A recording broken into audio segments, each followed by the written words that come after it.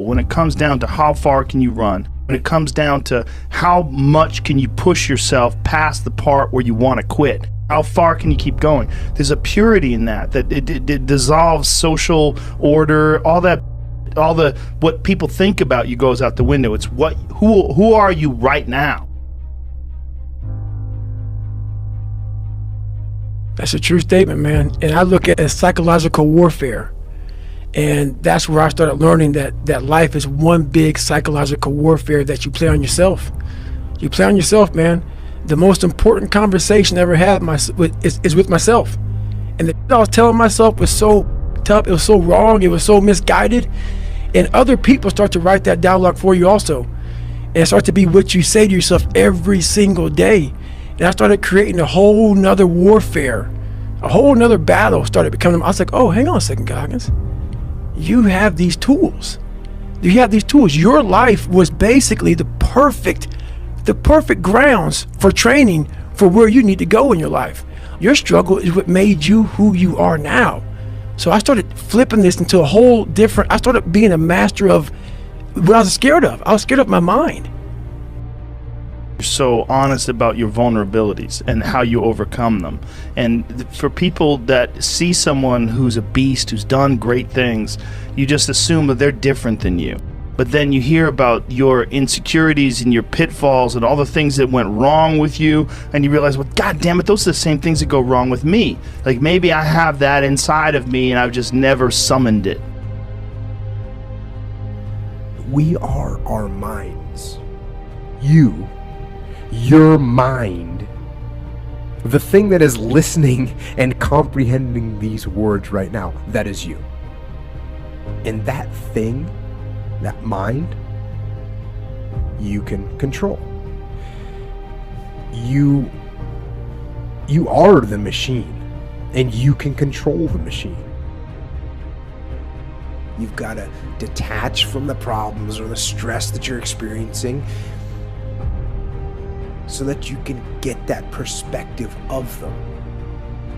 Now, if it's something that you can control that's causing you stress, well, why aren't you getting control of it? Generally, it's a lack of discipline. So you gotta have the discipline to grab control and make it happen. And when I say you need discipline for that, what that means is these stresses that you're avoiding, they're not going to go away if you avoid them. So take the discipline to face the stressful situation. Get ahead of it. Don't be afraid of it. Now, there's also stress that's caused by things that you cannot control. So if you can't control something and you can't get control of it, you have to at least embrace what you can. If there's something that's completely beyond your control, you've got to detach from it and not let yourself get stressed about it. And on top of that, if it's something that you can't control, how can you look at it in a different light? How can you see it in a way that you could actually take advantage of it? How can you take that stress and make it into some kind of ally? So when it comes to stress, don't fight it. Turn it on itself and use it. Use it. Use it to make yourself sharper and more alert. And use it to make yourself think more and learn more and get better. And use that stress as a catalyst to make yourself better. If you're going to make things happen, you've got to be aggressive to make things happen. You know, I always say to people like, oh, they want to make money. I'm like, oh, you just have to make money. You have to take that money. It's not going to fall in your lap. It's not going to make itself. You have to take it if that's what your goal is. And that's the same thing with anything in life. The more I hold the line, the stronger the hold is, the better the grip is. Discipline enforces discipline. what causes that switch to flip? The overdrive, the beast mode, the full-on destroyer that will not stop. I think it's actually, it is something that's learned, I think. And I think it's a hard lesson. I don't think everyone gets it. And I think some people go through life without ever getting it. And I'll tell you, it's an important lesson. It's a critical lesson. It's a thing that allows you to go the extra distance, to dig just a little bit deeper and push a little harder, to get after it. And like many other things in life, there's a dichotomy, because it actually takes, in my opinion, two opposing forces to bring it to life. It takes both emotion and logic for you to reach your maximum potential, to really give everything you have and go beyond your limits. Because both emotion and logic, they're going to reach their limitations. And when one fails, you need to rely on the other one. So when it doesn't make sense, logical sense, to go on, that's when you got to use your emotion. That's when you got to use that anger, that frustration, that fear to push yourself harder. To push yourself to say, I don't stop.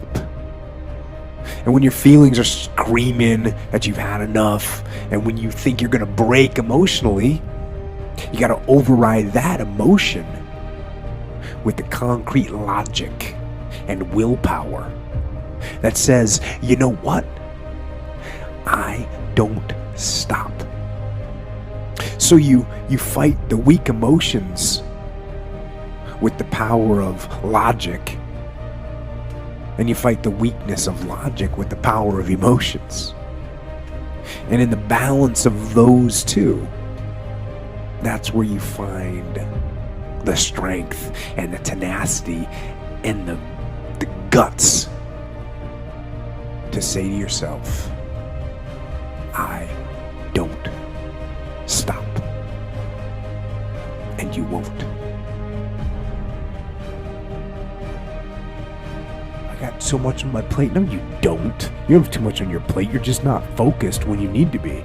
You're just not you're just not attacking the problems. You're probably sleeping late. You're probably not focused. You're probably on the interwebs when you should be getting work done. You're probably listening to, music while you're trying to work and getting distracted. And so what's the easiest thing to say is, oh, I think I got too much on my plate. I need to get rid of some stuff. This is an example. Have you ever had something where it's something that's going to take you like 20 minutes, but it hangs over your head for a month and it becomes this sucker of mental use, mental power? How many of those things do you have? And how many can you actually deal with before it starts ruining and losing your focus because you're not... So these little 20-minute tasks or half an hour tasks that you don't do because you put them off and procrastinate, those are the ones, get those things out of the way. Okay, you got too much stuff on your plate? Go get some of those things off your plate. They take a half an hour. There's so many things that you can get done in a half an hour if you just get on them. Likely, it's not that you have too much on your plate. It's just that you need to focus. You need to get stuff done. You need to quit wasting time.